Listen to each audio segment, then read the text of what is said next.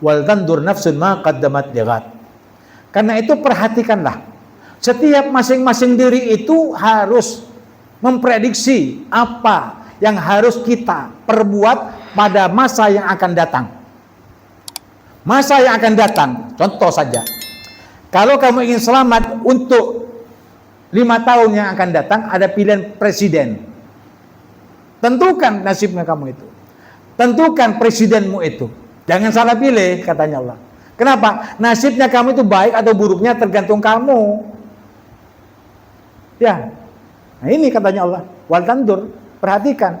Masing-masing kamu nyoblos itu tanggung jawab nanti di akhirat nanti. Kamu pilih yang baik, nah, pilih yang jelek, nanti di akhirat akan ketemu juga. Allah Maha teliti, khabir bima ta'malun. Allah mengetahui dan teliti apa yang kamu coblos, siapa yang kamu coblos. Ya. Ini. Nah, di sini sudah diberikan tahu oleh Allah SWT. Wa ilahukum ilahun wahid. Tuhanmu itu satu. Ini sudah suatu prediksi. Ulama semua di Indonesia ini memilih presiden yang beriman dan bertakwa kepada Allah. Jangan pilih presiden yang tak ngerti selawat, yang enggan mengatakan saya tidak butuh ulama, saya tidak butuh dukungan orang Islam, saya tidak butuh dengan orang macam-macam. Kalau saya jadi mereka, aku keluar. Ya, saya keluar. Buat apa? Nongkrong, muji munafik. Oh, mereka tidak butuh dengan kita. Kita menongkrong di sana, munafik kita. Jadi yang pintar, ya. Jadi kalau ada orang mengatakan saya tidak butuh dengan ulama, tidak butuh dengan orang Islam, jangan dipilih. Sama kamu saja. Nah, kalau kamu pilih, ketika dia jadi, dia akan membangkang kepada kamu, tidak mau tahu tentang kamu, nasibnya kamu. Kenapa kamu pilih saya? Saya tidak butuh dengan kamu. Kenapa kamu harus ikut kamu? Saya presiden. Di sini ada, saudara. Di sini sifat-sifat mereka itu ada di dalam Al-Quran. Al-Quran itu penuh dengan apa? Dengan janji-janji Allah Subhanahu Wa Taala dan pelajaran-pelajaran Allah Subhanahu Wa Taala. Kamathil syaitan, id qala al-insani kfur. Perumpamaan orang munafik itu seperti setan. Tahu setan? Setan itu yang menggoda manusia. Dan manusia bila dikatakan kepada oleh mereka, oleh orang setan-setan itu, kafirlah kamu. Mereka kafir, manusia kafir. Falamma kafara qala inni bari'un minka. Ketika manusia itu kafir, setan itu mengatakan saya berlepas diri dari kamu. Demikian juga orang munafik kalau dipilih menjadi presiden, ketika sudah terpilih presiden, aku tidak peduli dengan kamu. Aku, kamu. Seperti itu katanya Allah SWT. Biar kamu tahu. Biar kamu itu buka pikiran kamu, buka hatinya kamu. Jangan asal pilih, jangan karena sebab sogoan kamu pilih. Bahaya itu. Bahaya untuk kamu, bahaya untuk Indonesia, bahaya untuk masa depan kamu. Gitu. Jadi ulama-ulama sudah sepakat. Pilihlah orang yang kenal kepada Allah. Yang mempersatukan bangsa di Republik Indonesia yang terpecah belah, yang mau diobok-obok oleh orang kafir di luar sana. Mau kamu? Masing-masing kamu itu punya hak untuk membela negara dan bangsa Republik Indonesia. Termasuk Ustadz.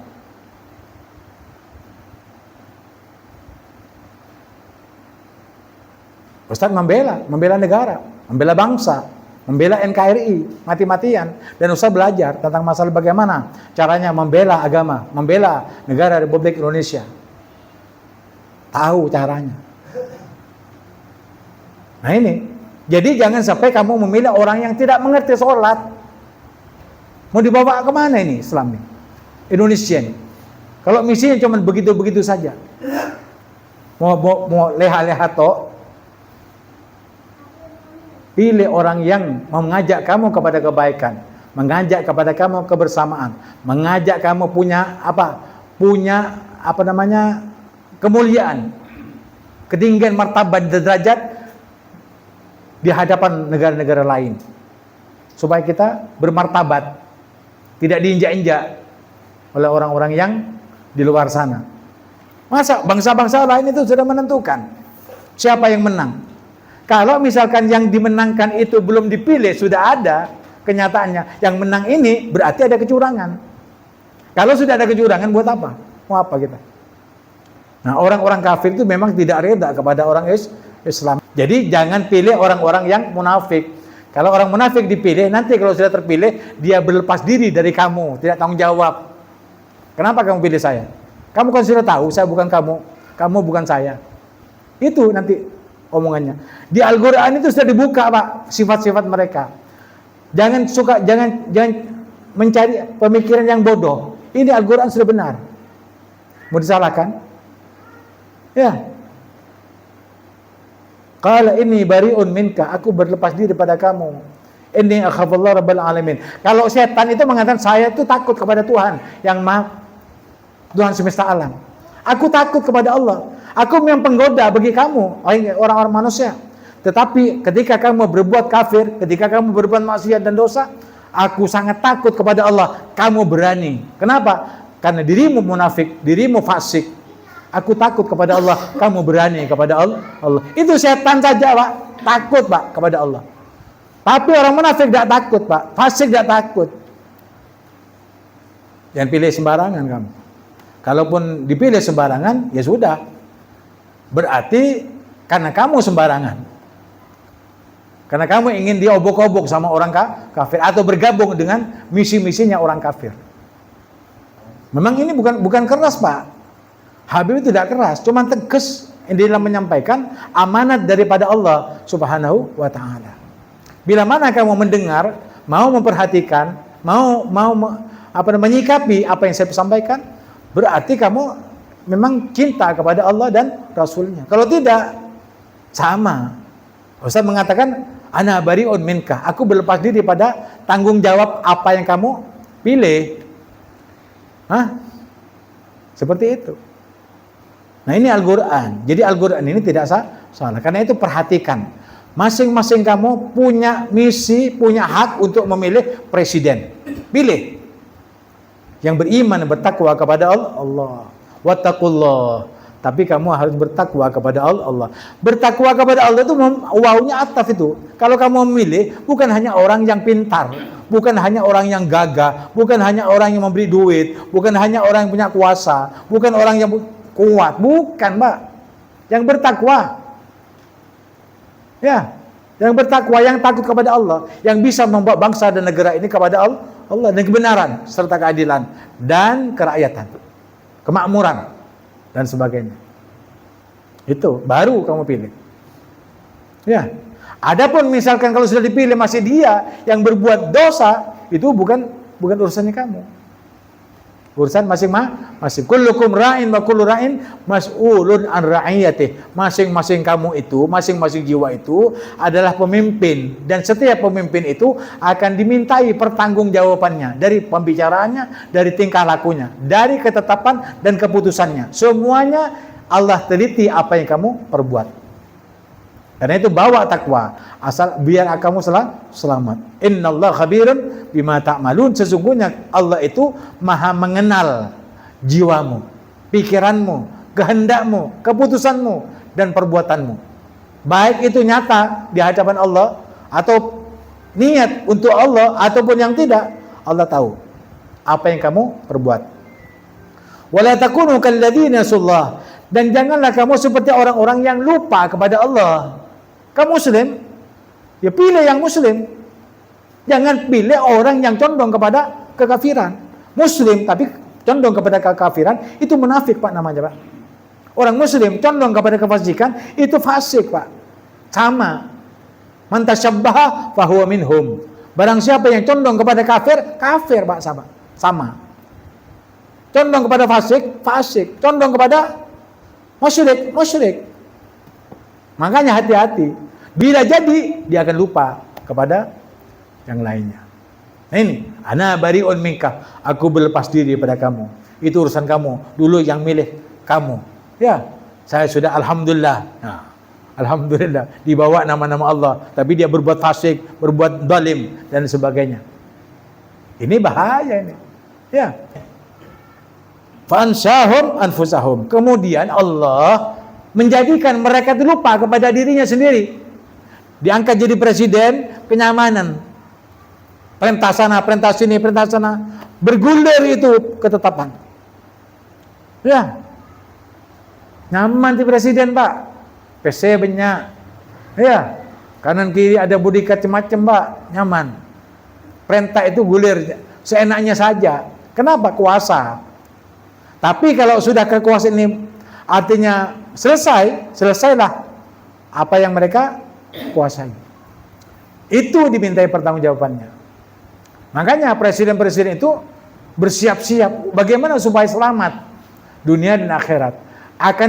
Dimintai pertanggungjawabannya di akhirat. Di dunia dimintai pertanggungjawaban, di akhirat diminta pertanggungjawaban. Itu setan, Pak. Ketika menyuruh kamu itu kafir, musyrik, munafik, korupsi dan koruptor, apapun saja. Nanti kalau sudah di akhirat, setan itu langsung masuk neraka, nunggu di pintu neraka. Orang-orang yang ikut setan itu, ya, oh ini setan ini yang mengajak saya ke neraka, ini yang mengajak saya korupsi, ini yang mengajak saya zalim kepada rakyat.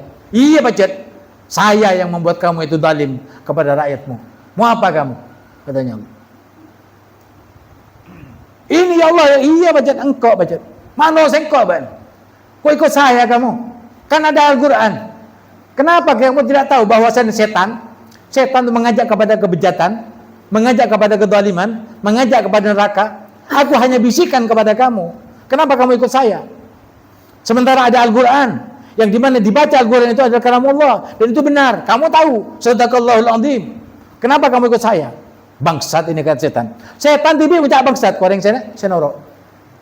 Jangan ribut-ribut. Kamu siap untuk masuk neraka bersama saya. Jangan rame-rame. Loncat, jebur ke neraka. Seperti itu, Pak. Jadi setan itu, iblis itu bertanggung jawab di akhirat. Walaupun menyusahkan manusia, menyesatkan manusia, menjadikan manusia masuk neraka walaupun bersama-sama dengan mereka. Dia tidak rela, tidak apa-apa.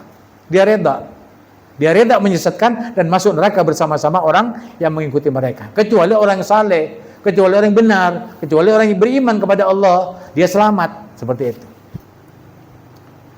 Jadi jangan seperti orang yang lupa kepada Allah, kemudian Allah menjadikan mereka itu lupa kepada diri mereka sendiri, sehingga apa? Dia berfoya-foya, hidup kaya raya dan ingin mati masuk surga.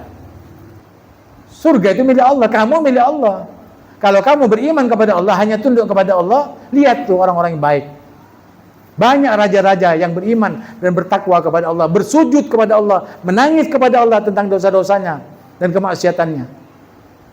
Nah itu, kalau jadi raja, jadi yang baik. Jadi presiden, jadi yang baik. Kenapa harus jelek kalau jadi presiden? Kenapa harus zalim kalau sudah berkuasa? Itu yang perlu dipertanyakan.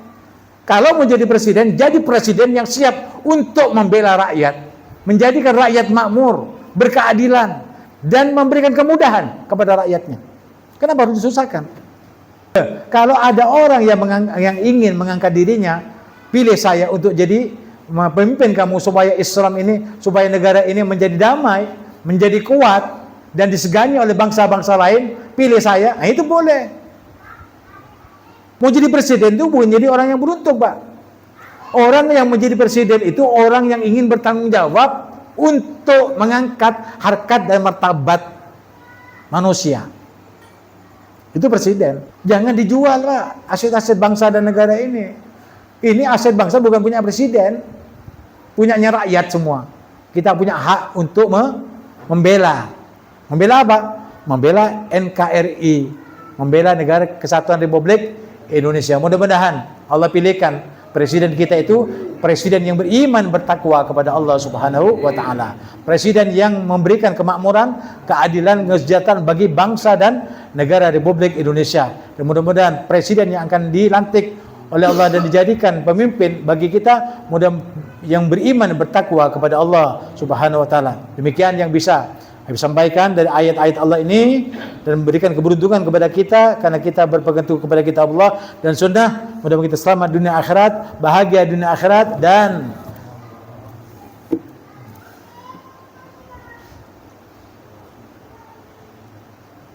bijahi sayyidina Rasulullah Muhammad ibn Abdullah sallallahu alaihi wasallam wa ala minkum. Wassalamualaikum warahmatullahi wabarakatuh.